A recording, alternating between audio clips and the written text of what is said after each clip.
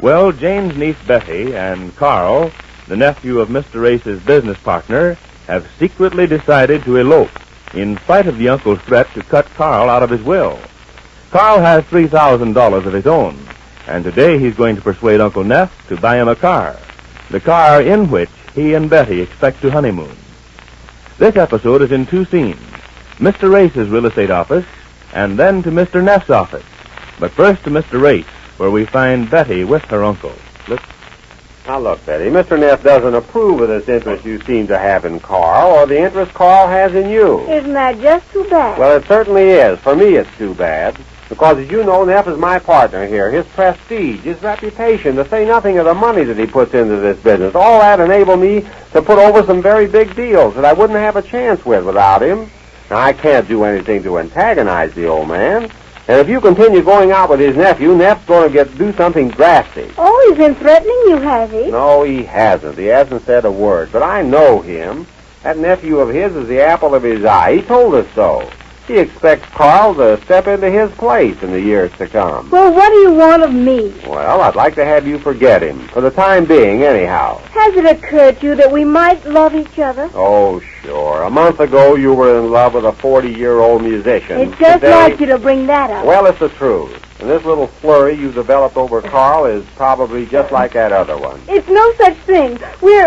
Oh, you wouldn't understand that. Well, I understand only this, that I can't have you wrecking my business. And that's what this will amount to if you insist on going on with this. How about wrecking my life? Oh, wrecking your life. Your life was completely wrecked a month ago when we broke up that romance you were having with David Page. Stop mentioning David Page in the same breath with Carl and stop shouting at me. Well, I'm trying to show you what damage you can do if you go on with this. Mr. Neff will dissolve this partnership as sure as I'm born. I can't stand for that. I need him, and he knows it. Now, look, Betty, can't you let things kind of slide along for the time being? If I can keep this partnership going for a while, I can make enough money not to need Neff.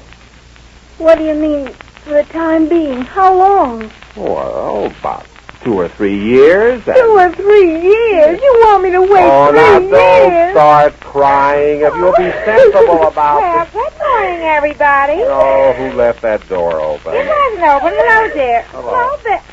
What's the matter? Are you very cold? I'm so miserable. He did. Dear, how can you do a thing like that? Like what? What did she say? I don't know, but it sounds terrible. Now, you go ahead and let me talk to her. Go ahead, dear. But I want to make her understand that my business is dependent on this, Jane. I know, dear. That's what I came downtown for. You leave us to ALONE. Go ahead. Oh, all right. I've got to go out anyhow. But I'm not finished with her. Now, look, Jane. You explain it to her, will you? Just what I told you last night. I know, dear. Just leave it to me and everything's going to be honky-tonky. Yes, that's what I'm afraid of. Well, I'll see you at dinner tonight, Jane. Don't worry, dear. Just go ahead and be happy-go-laughy and careless. Everything's going to be all right. Well, it better be. So long, Jane. Goodbye, dear, and don't take any wooden Indians. No, I won't take any wooden Indians. Now.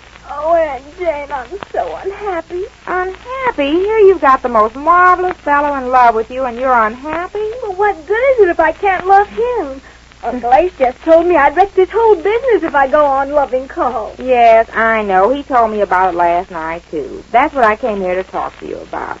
You see, Betty, it's on account of Mr. Neff. He'll get awfully mad if you and Carl get married or even engaged, and he'll quit being a partner here. Then we can't make any money. But I love him, Aunt Jane. I love him. Mr. Neff? No, Carl. Oh. And he loves me. Well, that's what we've got to talk about. Of course, you know it's going to come out all right, don't you? What? Of course, you know everything's going to end happily. I don't see how. Well, I don't either right now. But I've seen too many movies about the same thing, where the poor girl's in love with the rich boy, but his father won't let him marry the girl. Only it's the uncle here. And they come out happy every time. But this is not a movie. I know, but it's just like a movie. And I know it'll come out all right. You know, Betty, I didn't sleep a cent last night. I just lay awake thinking about this and all the movies I ever saw.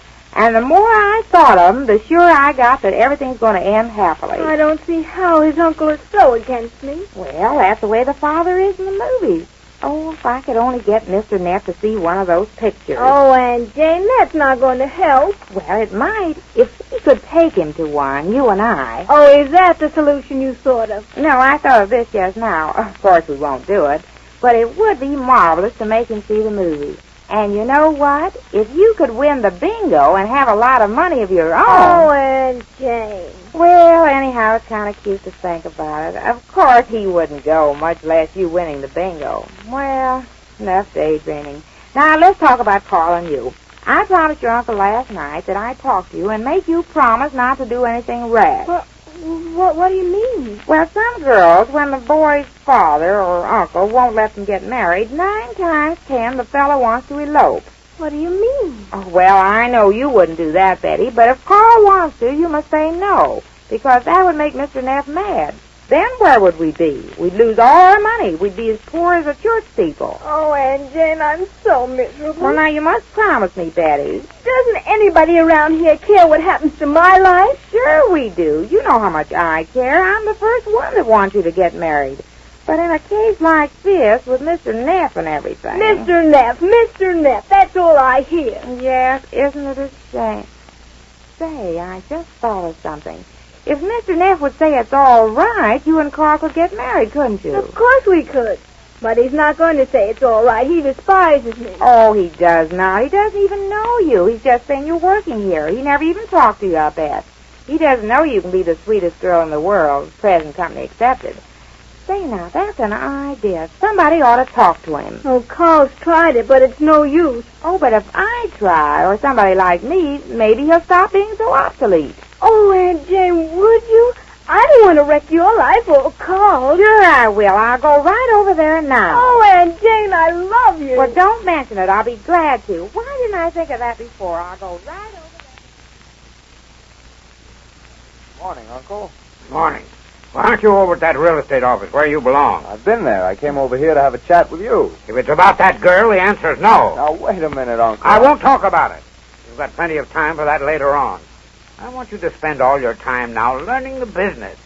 Don't you see, boy, I have great plans for you. Yes, Uncle, I know, but what I wanted to ask you is if you'd buy me a car. A car? Yeah, I saw a snappy roadster I'd like to have. What do you need with a car? Well, what any fellow needs with a car. Well, I've got 2 of them. You can use either one of them anytime you want to go anywhere. Yes, I know, but I'd like to have one of my own. Now this roadster I saw... I bought you roadsters when I was sending you through school. I didn't see the need of them then, but I gave in. But I certainly don't intend giving in again. The car's out. But, Uncle, it's not asking so much. You've got either one of my cars and a chauffeur at your disposal anytime you want it. That's good enough, isn't it? Well, no, since you asked me. Well, it's just too bad. I wish you'd just tell me what you need with a car of your own. Well, what any young fellow wants with a car. Now, I wouldn't know about that. No, I guess you wouldn't. You were never young. What was that? Oh, nothing. Now, you look here, Carl. You're 22 years old. Time you started settling down. I have great plans for you.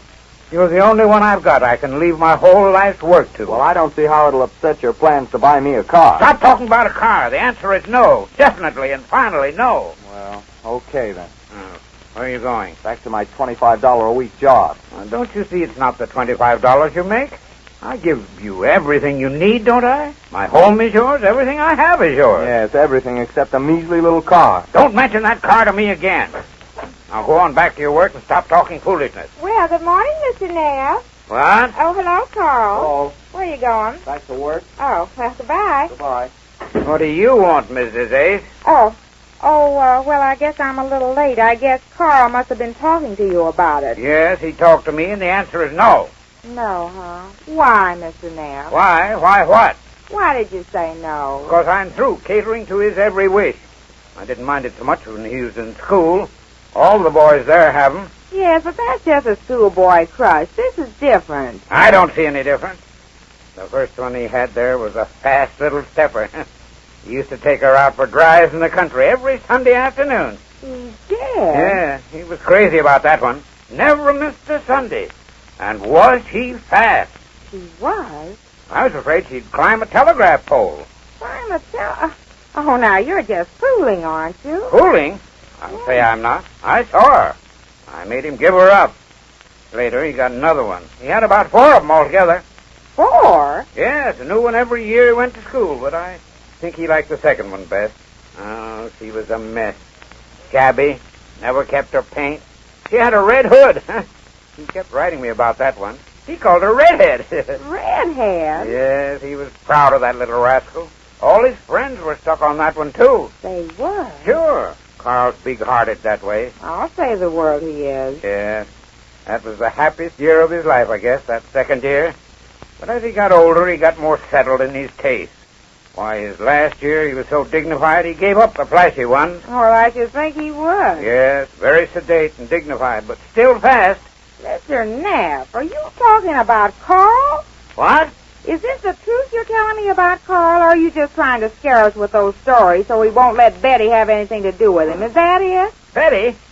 Are you talking about that girl again? Yes, but if this is true about Carl, well, I don't know. Hey, what's true about Carl? What you've just been telling me. Of course it's true.